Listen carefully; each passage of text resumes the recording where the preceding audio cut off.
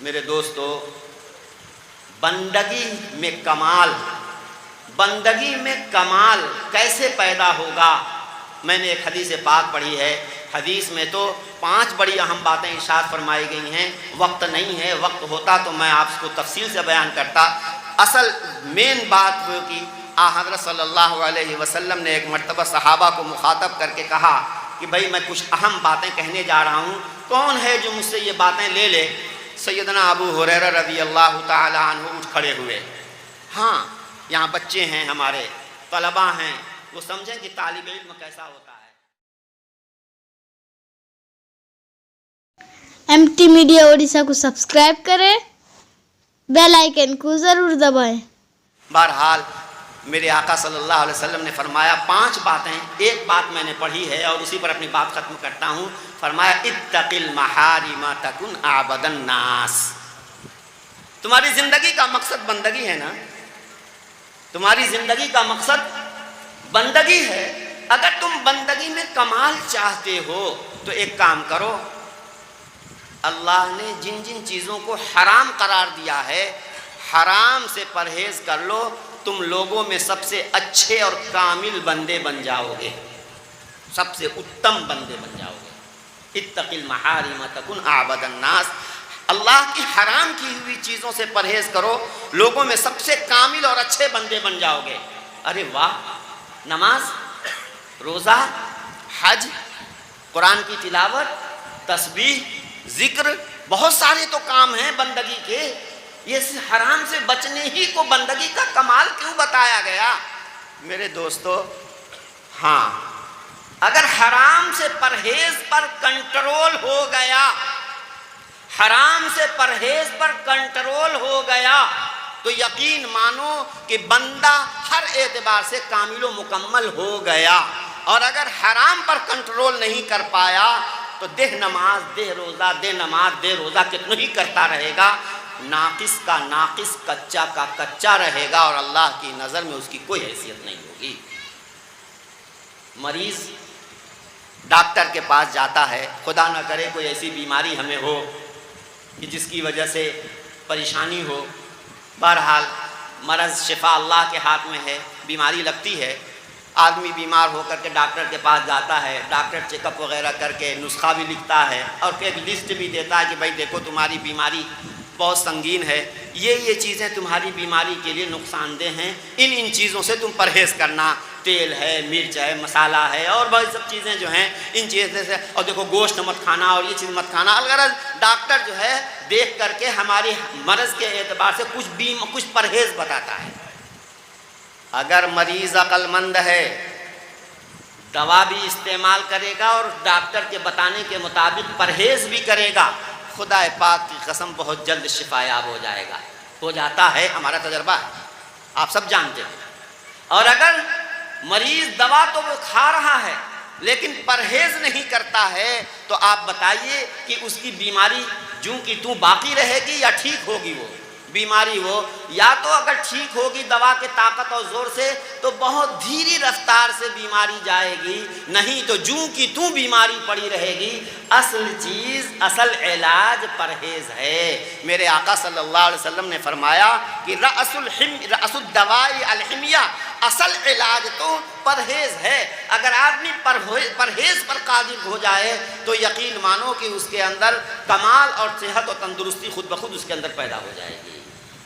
پرہیز کرنا مشکل ہے، پیسہ ہے جیب میں، ہم اچھی خاصی مہنگی سے مہنگی دوائیں کھا لیں گے، خرچ کر لیں گے، لیکن پرہیز، انسان کی کچھ نفسیات ایسی ہوتی ہے کہ جس چیز سے آدمی کو منع، شوگر ہو گیا، اس سے پہلے تو آپ کو میٹھے کی رغبت نہیں ہوتی تھی، لیکن جب شوگر ہو گیا اور آپ کو معلوم ہو گیا کہ یہ میٹھا جو ہے مجھے نقصان کرتا ہے، طبیعت بار بار میٹھا دیکھ کر کے اس کو کھانے کی کہے گی۔ وہ تو بیوی وہاں جو ہے کھانے نہیں دیتی ہے، بچے کھانے نہیں دیتے ہیں، چنانچہ بیوی بچوں سے نظر چھپا کر کے آدمی کچھ نہ کچھ میٹھا کھا لیا کرتا ہے، سمجھ رہے ہیں نا؟ ورنہ تو سچی بات یہ ہے کہ میٹھا جو ہے اس کے لیے نقصان دہ ہے۔ اور الانسان حریص فیما منع، انسان کو جس چیز سے منع کر دیا جاتا ہے اسی کی طبیعت، اسی کی طرف اس کی طبیعت چلتی ہے۔ یہی حال ان ممنوعات اور محرمات کا ہے۔ میرے دوستو، اللہ پاک نے شرک سب سے پہلے حرام قرار دیا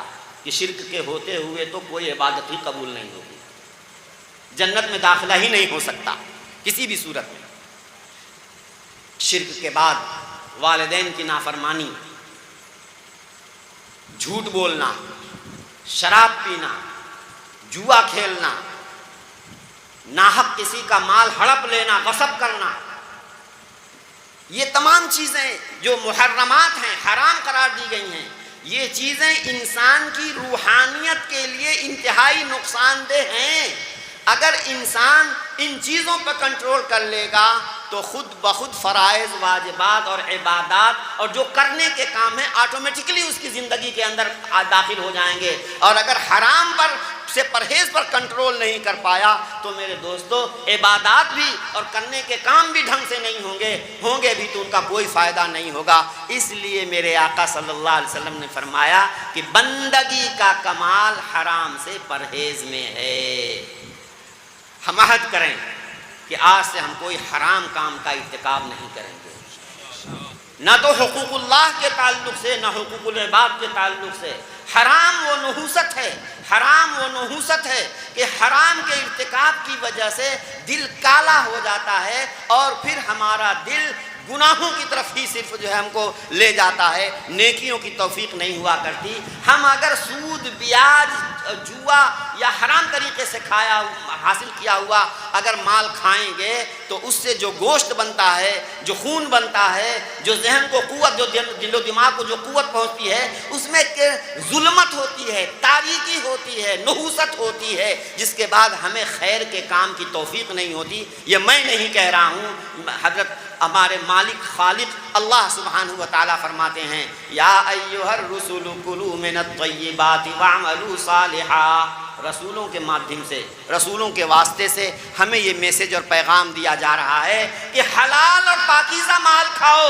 جب حلال غذا، حلال رزق استعمال کرو گے تو واعملوا صالحا، کرو نا نیک عمل، یعنی تمہیں نیک عمل کی توفیق ملے گی۔ میرے دوستو، یہ حلال اور حرام ہمیں کیسے معلوم ہوگا؟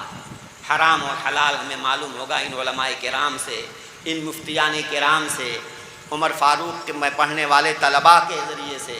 یہاں ان کو شروع سے بندوں کے حقوق، اللہ کے حقوق اور چھوٹوں بڑوں کا ادب اور انسانیت کے حقوق یہاں پڑھائے اور سکھائے جاتے ہیں۔ ہم نے اپنے بیٹے کے لیے، اپنی اولاد کے لیے کانوینٹ کے اسکولوں میں داخل کرا کر اور بڑی بڑی ڈگریاں حاصل کروا دیں۔ ہم نے ان کی دنیا کے اعتبار سے انہیں خوب بلندی پر پہنچا دیا۔ نہیں بنایا تو انسان نہیں بنایا، نہیں بنایا تو ماں باپ کا ادب نہیں سکھایا، ان کے حقوق نہیں سکھائے۔ آج کتنے ہی گریجویٹ ہیں، آج کتنے ہی بڑے اونچے اسٹیٹس اور اونچے معیار کے لوگ ہیں کہ ماں باپ گاؤں کے اندر، گاؤں میں پڑے ہوئے سسک رہے ہوتے ہیں اور اولاد امریکہ اور لندن میں عیش کر رہی ہوتی ہے۔ ایک توفیق نہیں ہوتی کہ ماں باپ کی خبر گیری کر لیں۔ وہ تو کوئی چھوٹا فتو جو ہے بیچارہ، اس کو اللہ نے توفیق دی ہے، مدرسے میں آ کر اس نے پڑھ لیا تھا کہ وہ ماں باپ کی خدمت کر رہا ہے، باقی اور بھائی تو اس کی طرف سے بے نیاز ہو گئے ہیں اور سب نے اس کی طرف اس کو حوالے کر دیا ہے۔ میرے دوستو، حرام حلال، جائز ناجائز اور بندوں کے حقوق، یہ سب چیزیں جو ہیں یہ یہاں اللہ کے حقوق، بندوں کے حقوق یہ مدرسوں میں معلوم ہوتے ہیں۔ یہ مدرسے غنیمت جانو۔ اللہ ہمارے ان بزرگوں کی قبروں کو نور سے بھر دے جنہوں نے عام مسلمانوں کے پیسے، 2 پیسے، روپیے 2 روپے، چندوں پر چلنے کے ان مدارس کی بنیاد ڈالی ہے۔ اگر یہ مدارس سرکاری ہو جائیں گے تو دین بھی سرکاری ہو جائے گا۔ بہت سے اسلامی ملکوں کا حال یہی ہے کہ وہاں امام صاحب اپنا خطبہ بھی اپنی مرضی سے نہیں دے سکتے، بلکہ وہ خطبہ منسٹری اور وزارت شؤون اسلامیہ میں جاتا ہے اور حکومت کی پالیسی کے مطابق ہوتا ہے تو امام صاحب کو وہ خطبہ دینے کا حق ہوتا ہے، ورنہ ان کو خطبہ دینے کا حق بھی نہیں ہے۔ بہرحال میرے دوستو، بات پوری ہو گئی۔ میں یہ کہنا چاہتا ہوں کہ یہ اب تھوڑا سا ان حضرات مدارس کے ذمہ داران سے تھوڑا سا میں عرض کر دوں۔ اللہ پاک نے ہم کو دین کی نسبت پر خدمت، امت کی خدمت کرنے کی توفیق عطا فرمائی ہے، یہ اللہ کا بڑا فضل ہے۔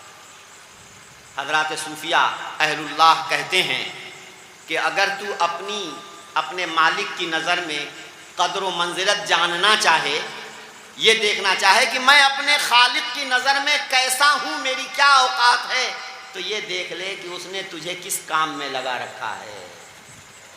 اگر اس نے تجھے تعلیم و تعلم، پڑھنے پڑھانے کے مشغلے میں لگا رکھا ہے، اگر اس نے تمہیں خدمت خلق میں لگا رکھا ہے، اگر اس نے اپنی مخلوق کی خدمت کے لیے تمہیں قبول کر رکھا ہے، تو سمجھو کہ اللہ کا تمہارے اوپر بڑا فضل ہے، بڑا فضل ہے۔ وہ مالک تم سے کچھ بلندی پر تم کو پہنچانا چاہتا ہے، جبھی تم کو ان کاموں کی توفیق ملی ہے۔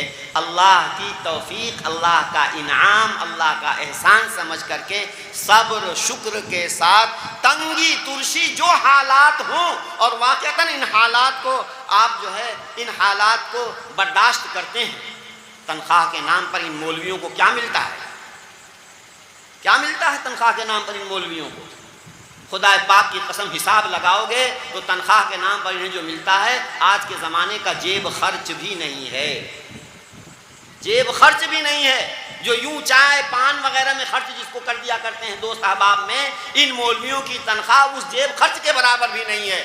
اللہ کا کتنا کرم اور احسان، یہ اس کے دین کی خدمت کا صلہ ہے کہ بہترین گویا ٹینوپال والا کرتا چمکتا ہوا اور دھوبی کے ہاں دھلوایا ہوا کپڑا یہ پہنتے ہیں، سفید پوش ہیں اور ساری ضرورتیں پوری کرتے ہیں، پوری ان کی ہوتی رہتی ہیں، گھر میں کچھ بھی نہیں ہوتا ہے، لیکن یہ ہے کہ قوم کے بچوں کے ساتھ جھکماری کرتے ہیں، اپنی ضرورتیں اپنے خالق سے مانگا کرتے ہیں، اللہ کہیں نہ کہیں سے ان کی ضرورتیں مہیا کر دیتے ہیں۔ یہ ان کا احسان ہے امت کا۔ اگر یہ مدارس نہ ہوتے تو کب کا دین رخصت ہو گیا ہوتا، ایمان رخصت ہو گیا ہوتا۔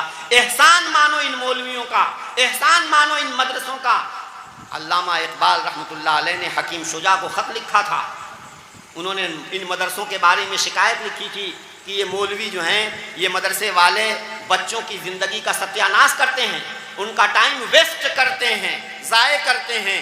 انہوں نے کہا حکیم جی، لکھا جواب میں، حکیم صاحب ان مولویوں کو ان کے ٹاٹوں پر جو یہ کر رہے ہیں کرنے دو۔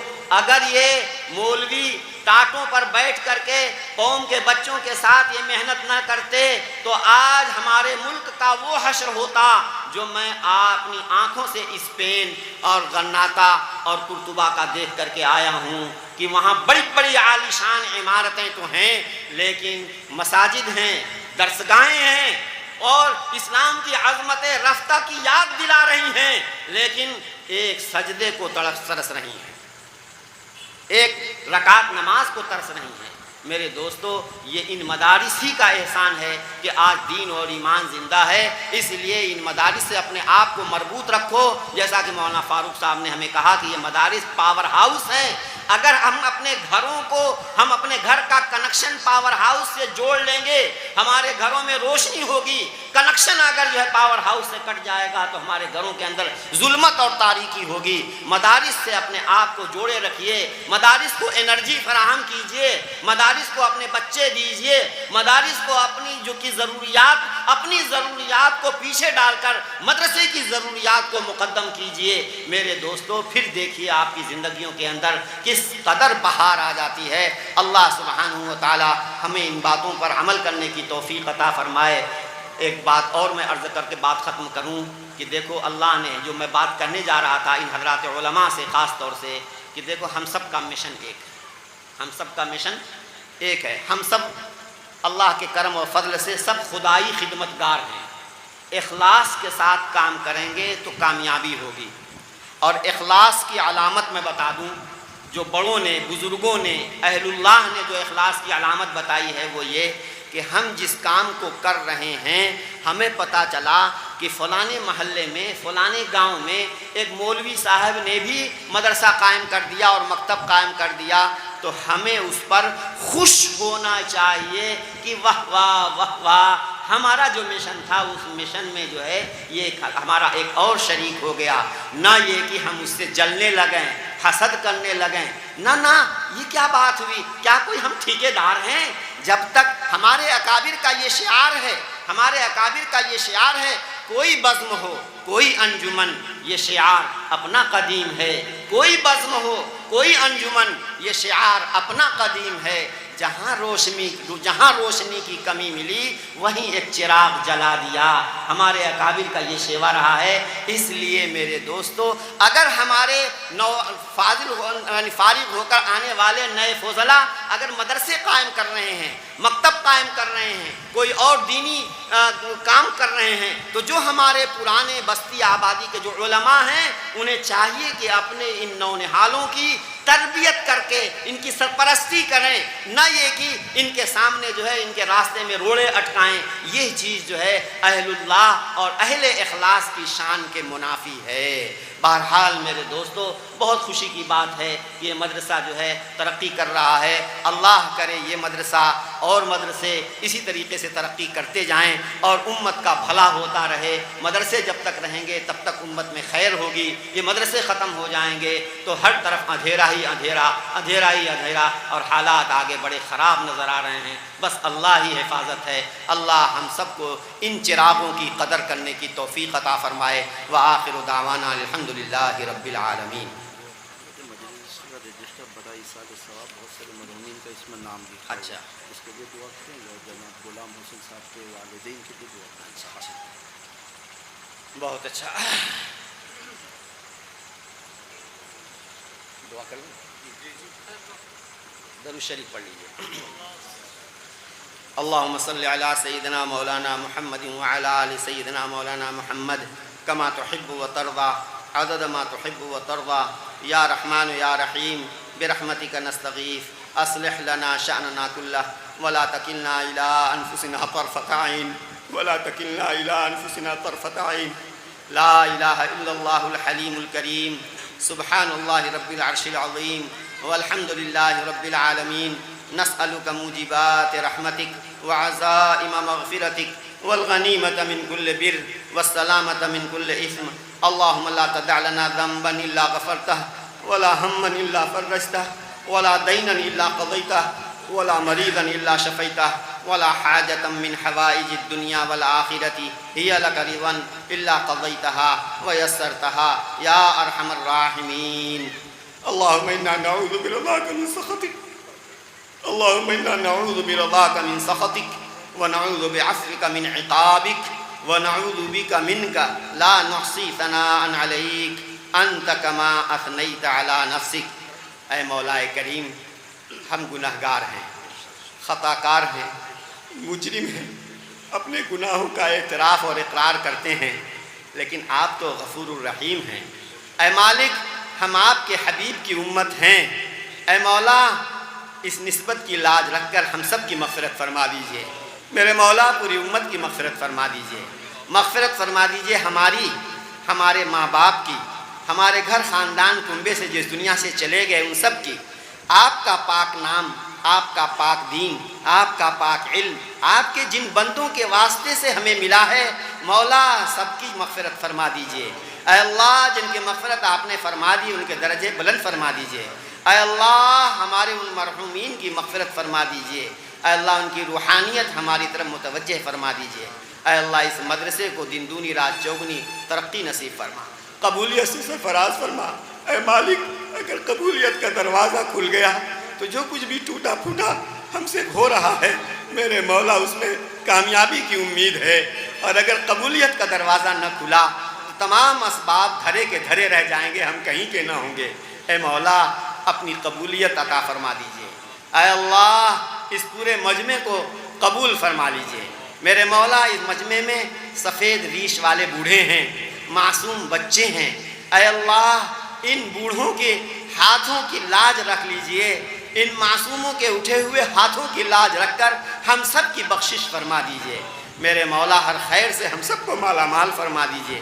ہر قسم کے شر، فتنے، آفت، بلا، مصیبت، بیماری سے ہم سب کی حفاظت فرما، پوری امت کی حفاظت فرما۔ اے میرے مولا، تیرے بندے مخلصین اس مدرسے کے کرم فرما، اس مدرسے کے معاونین مخلصین دعاؤں کے لیے انہوں نے کہلوایا ہے۔ اے اللہ، آپ تو عالم الغیب ہیں، قاضی الحاجات ہیں، یہ اتنا بڑا مجمع ہے، سب کے دلوں میں ان کی اپنی اپنی ضرورتیں اور حاجتیں ہیں۔ مولا ہم تو جانتے بھی نہیں ہیں، کسی نے ہم سے کہا وہ بھی ہم بھول گئے ہیں، لیکن مولا آپ تو عالم الغیب اور قاضی حاجات ہیں۔ مولا ہر ایک کی جائز حاجتیں تمنائیں پوری فرما دیجئے۔ جو کسی بھی طرح کی پریشانی میں مبتلا ہو اس کی پریشانی کو دور فرما دیجئے، جو بیمار ہیں انہیں شفا عطا فرما دیجئے، جو مقروض ہوں ان کو قرضوں سے خلاصی نصیب فرما دیجئے۔ جن گھروں میں نوجوان لڑکے لڑکیاں غیر شادی شدہ پڑے ہوئے ہیں، والدین ان کے رشتوں کو لے کر فکر مند ہیں، مولا انہیں نیک اچھے صالح جوڑے عطا فرما کر شادیوں سے فراغت عطا فرما دیجئے۔ اے اللہ جن کی رشتے طے ہو گئے ہیں لیکن جانبین سے آنا کانی ہو رہی ہے، اے اللہ جلد از جلد رشتے طے کر کے نکاح کر کے اے اللہ ذمہ داریوں سے سبکدوشی کی ہمیں ہمت عطا فرما دیجئے۔ اے اللہ جو عرصے سے شادی شدہ ہیں لیکن ابھی تک ان کی گود خالی ہے، مالک آپ کے خزانے میں کچھ بھی کمی نہیں ہے، میرے مولا انہیں نیک صالح تندرست اولاد عطا فرما دیجئے۔ مولا جو صاحب اولاد ہیں ان کی اولاد کو ماں باپ کی آنکھوں کی ٹھنڈک بنا دیجئے۔ اے کریم آقا جس نے ہم سے یا ہمارے بڑوں سے دعا کے لیے کہا یا لکھا یا کہنا چاہتے تھے نہیں کہہ سکے ہیں، مولا آپ سب کی حاجتیں جانتے ہیں، تمام دینی دنیاوی حاجات کو پوری فرما دیجئے۔ جو حرمین حاضری کی تمنا رکھتے ہیں مولا آپ کے خزانے میں کچھ بھی کمی نہیں ہے، حاضری کی ایک ایسی شکل پیدا فرما دیجئے۔ میرے مولا جو حاضر ہونے کی کوشش میں ہیں، حاضر ہونا چاہ رہے ہیں، اے اللہ ان کی حاضری میں سہولت پیدا فرما دیجئے اور وہاں کی عبادات کی اے اللہ قبول فرما لیجئے۔ رب اغفر ورحم وتجاوز عما تعلم انک انت الاعز الاکرم۔ ربنا آتنا فی الدنیا حسنہ وفی الآخرۃ حسنہ وقنا عذاب النار۔ اللہم انا نسألک من کل ما سألک منہ سیدنا محمد صلی اللہ علیہ وسلم ونعوذ بک من کل ما استعاذک منہ نبینا وحبیبنا صلی اللہ علیہ وسلم وانت المستعان وعلیک البلاغ ولا حول ولا قوة الا باللہ۔ اللہم صلی علی سیدنا مولانا محمد وعلى آل سيدنا مولانا محمد صلاة تنجينا بها من جميع الأهوال والآفات وتقضي لنا بها جميع الحاجات وتطهرنا بها من جميع السيئات وترفعنا بها أعلى الدرجات وتبلغنا بها أقصى الغايات من جميع الخيرات في الحياة وبعد الممات إنك على كل شيء قدير۔ اگر ویڈیو اچھی لگی تو لائک کریں اور تمام دوستوں کو شیئر کریں۔